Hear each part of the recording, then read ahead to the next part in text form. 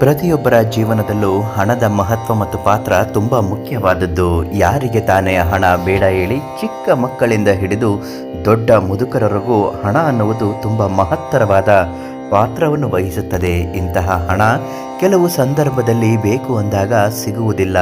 ವಿನಾಕಾರಣ ಮನೆಯಲ್ಲಿ ಹಣದ ಸಮಸ್ಯೆ ಆಗುತ್ತಿದ್ದರೆ ಮತ್ತು ಹಣದ ಅವಶ್ಯಕತೆ ಯಾವಾಗ ಇರುತ್ತದೆಯೋ ಆಗ ನಾವು ತಿಳಿಸುವ ಹಾಗೆ ಈ ಒಂದು ಮಹಾ ಅದೃಷ್ಟ ದೇವತೆ ಮಂತ್ರವನ್ನು ಪಠಿಸುವುದರಿಂದ ಯಾವುದಾದರೂ ಒಂದು ಮೂಲದಿಂದ ಹಣದ ಅರಿವು ಹೆಚ್ಚಾಗುತ್ತದೆ. ಆ ಹಣದ ಅರಿವು ಮೂಲ ಪಠಿಸುವ ಮಂತ್ರ ಯಾವುದು ಮತ್ತು ಯಾವ ವಿಧಾನದಲ್ಲಿ ಪಠಿಸಬೇಕು ಸಂಪೂರ್ಣ ಮಾಹಿತಿಯನ್ನು ಇವತ್ತಿನ ವಿಡಿಯೋದಲ್ಲಿ ನಿಮಗೆ ತಿಳಿಸ್ಕೊಡ್ತೀನಿ. ಅದಕ್ಕಿಂತ ಮೊದಲು ನೀವಿನ್ನೂ ನಮ್ಮ ಅದೃಷ್ಟಧಾರ ಚಾನಲನ್ನು ಸಬ್ಸ್ಕ್ರೈಬ್ ಮಾಡಿಲ್ಲ ಅಂದರೆ ದಯವಿಟ್ಟು ಈ ಕೂಡಲೇ ಸಬ್ಸ್ಕ್ರೈಬ್ ಮಾಡಿ, ದಿವ್ಯ ದರ್ಶನ ಕಾರ್ಯಕ್ರಮಕ್ಕೆ ಒಂದು ಲೈಕ್ ಮಾಡಿ. ನಾವು ಹಾಕುವಂತಹ ಪ್ರತಿ ದೈವ ಮಾಹಿತಿ ಮತ್ತು ಸಮಸ್ಯೆಗಳ ಪರಿಹಾರ ಮಾಹಿತಿಗಳು ಉಚಿತವಾಗಿ ನಿಮ್ಮ ಮೊಬೈಲ್ಗೆ ಬಂದು ತಲುಪುತ್ತೆ. ಓಂ ನಮಃ ಶಿವಾಯ ಅಂತ ಕಮೆಂಟ್ ಮಾಡಿ.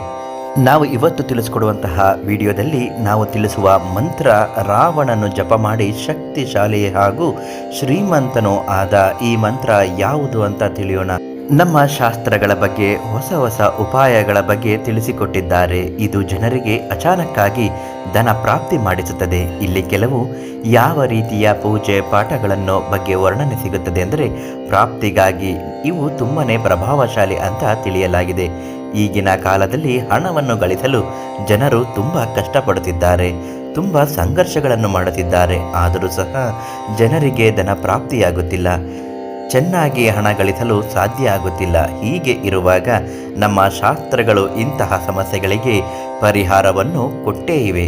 ಸ್ನೇಹಿತರೆ, ಮನುಷ್ಯನು ಯಾವ ಸುಖವನ್ನು ಬಯಸುತ್ತಾನೋ ಆ ಸುಖ, ಶಾಂತಿ, ನೆಮ್ಮದಿಯನ್ನು ಪಡೆದುಕೊಳ್ಳಲು ಆತ ಹಗಲು ರಾತ್ರಿ ಶ್ರಮ ಪಡುತ್ತಾನೆ, ಕಷ್ಟಪಡುತ್ತಾನೆ. ಒಂದು ವೇಳೆ ಈ ಸುಲಭವಾದ ಉಪಾಯವನ್ನು ಮಾಡಿದರೆ ಅವನು ತನ್ನ ಕಷ್ಟಗಳನ್ನೆಲ್ಲ ನಿವಾರಿಸಿಕೊಳ್ಳಬಹುದು, ಸುಖದ ಜೀವನವನ್ನು ನಡೆಸಬಹುದು. ಇಲ್ಲಿ ನಾವು ತಿಳಿಸುವ ಹಾಗೆ ಈ ಮಂತ್ರವನ್ನು ಜಪ ಮಾಡುವುದರಿಂದ ನಿಮಗೆ ಅಪಾರ ಧನ ಸಂಪತ್ತಿನ ಪ್ರಾಪ್ತಿಯಾಗುತ್ತದೆ. ಮನುಷ್ಯನು ಯಾವುದೇ ದಾರಿ ಕಾಣದೆ ಕಂಗೆಟ್ಟು ಕುಳಿತಾಗ ಉಪಾಯ ಮಾಡಿ. ಇಲ್ಲಿ ಬೇರೆ ಯಾವುದೇ ವ್ಯಕ್ತಿಯ ಬಳಿ ಹೋಗುವ ಅವಶ್ಯಕತೆ ಇಲ್ಲ. ಈ ಮಂತ್ರಗಳಲ್ಲಿ ಯಾವುದಾದರೂ ಒಂದು ಮಂತ್ರವನ್ನು 3 ತಿಂಗಳು, 4 ತಿಂಗಳು, 5 ತಿಂಗಳು, 10 ತಿಂಗಳ ಕಾಲ ಮಾಡಿದರೆ ನಂಬಿಕೆ ಇಡಿ ಸ್ನೇಹಿತರೆ, ಈ ಮಂತ್ರ ನಿಮಗಾಗಿ ಸಿದ್ಧಿಯಾಗುತ್ತದೆ. ಯಾವ ಸಮಯದಲ್ಲಿ ಯಾವ ವಿಷಯದ ಬಗ್ಗೆ ಯೋಚನೆ ಮಾಡುತ್ತೀರೋ ಅದು ನಿಮಗೆ ಸಿಕ್ಕೇ ಸಿಗುತ್ತೆ. ಅದೇ ರೀತಿಯಾಗಿ ನಡೆಯುತ್ತದೆ. ಹಾಗಾದರೆ ಇವತ್ತಿನ ಮಂತ್ರ ಯಾವ ರೀತಿ ಇದೆ, ಅದನ್ನು ಯಾವ ರೀತಿ ಉಚ್ಚಾರ ಮಾಡಬೇಕು ಎಂಬುದನ್ನು ನೋಡೋಣ. ಈ ಮಂತ್ರದ ಪ್ರಯೋಗ ಮಾಡುವುದರಿಂದ ಅತಿ ಶೀಘ್ರವಾಗಿ ಧನ ಪ್ರಾಪ್ತಿಯಾಗುತ್ತದೆ. ಒಂದು ವೇಳೆ ಯಾವತ್ತಾದರೂ ನಿಮಗೆ ಸಮಸ್ಯೆಗಳು ಎದುರಾದರೆ, ಅಚಾನಕ್ಕಾಗಿ ನಿಮಗೆ ಹಣದ ಅವಶ್ಯಕತೆ ಇದ್ದರೆ ಆಗ ಈ ಜ್ಞಾನವು ನಿಮಗೆ ತುಂಬ ಉಪಯೋಗಕ್ಕೆ ಬರುತ್ತದೆ. ಕೇವಲ ಒಂದು ಬಾರಿ ಇವುಗಳನ್ನು ಸಿದ್ಧಿ ಮಾಡಿಟ್ಟುಕೊಂಡರೆ ನಿಮ್ಮ ಕಷ್ಟ ಕಾಲದಲ್ಲಿ ಇವುಗಳ ಉಚ್ಚಾರಣೆಯನ್ನು ಮಾಡಿದರೆ ನಿಮ್ಮ ಸಮಸ್ಯೆಗಳು ದೂರವಾಗುತ್ತದೆ. ಮಂತ್ರವು ಈ ಪ್ರಕಾರದಲ್ಲಿದೆ. ಇದನ್ನು ತುಂಬ ಗಮನವಿಟ್ಟು ಓದಬೇಕು ಹಾಗೂ ಒಂದು ಬಿಳಿಯ ಹಾಳೆಯ ಮೇಲೆ ಇದನ್ನು ಬರೆದಿಟ್ಟುಕೊಂಡ್ರೆ ತುಂಬ ಒಳ್ಳೆಯದು, ಕಷ್ಟಕಾಲಕ್ಕೆ ಹೆಲ್ಪ್ ಆಗುತ್ತೆ. ಮಂತ್ರ ಹೀಗಿದೆ: ಓಂ ನಮೋ ವಿಘ್ನ ವಿನಾಶಾಯ ವಿಧಿದರ್ಶಿನ ಕುರು ಕುರು ಸ್ವಾಹ. ಇಷ್ಟೇ ಮಂತ್ರ.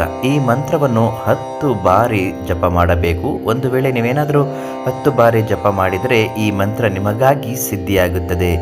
ಸ್ನೇಹಿತರೆ, ಯಾವಾಗ ನಿಮಗೆ ಹಣದ ಅವಶ್ಯಕತೆ ಬೀಳುತ್ತದೆಯೋ, ಹಣಕ್ಕಾಗಿ ಸಂಬಂಧಿಸಿದ ಯಾವುದೇ ಕೆಲಸ ನಿಲ್ಲುತ್ತಾ ಇದ್ದರೆ ಆಗ ಈ ಒಂದು ಮಂತ್ರವನ್ನು ನಿಮ್ಮ ಮನಸ್ಸಿನಲ್ಲಿ ಜಪ ಮಾಡಬೇಕು. ನಂತರ ಈ ಮಂತ್ರದ ಚಮತ್ಕಾರವನ್ನು ನೀವೇ ಕಾಣುವಿರಿ.